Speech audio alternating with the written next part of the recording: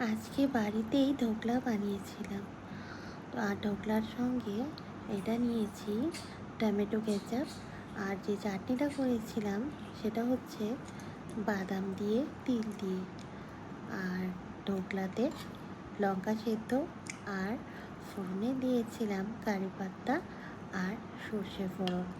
আর ফোড়নটা কিন্তু আমি বাটার দিয়ে দিয়েছি। আর সঙ্গে গ্রিন চাটনি করেছিলাম, যেটা আমি এখন নিইনি কারণ দুরকম হয়ে গেছে। আর এই যে সাদা চাটনিটা, এটা একটু ঝাল ঝাল মতো হয়েছিল। আর গ্রিন চাটনিটা আমি রেখে দিয়েছি কারণ ওটা আমার ভাত দিয়ে খেতেই বেশি ভালো লাগে। Thank you for watching. কালকে জন্মাষ্টমী আছে, তো জন্মাষ্টমীর ব্লগস আমি বানাবো আর আমার এই ইউটিউব চ্যানেলে আপলোড করব। আর গপু সোনার জন্য কী গিফট আনলাম সেটাও দেখাবো। আর গপু সোনার জন্য অনেক গিফট নিয়েছি, সেগুলো সব দেখাবো। তো অবশ্যই দেখবে। Thank you for watching. Good night, sweet dreams.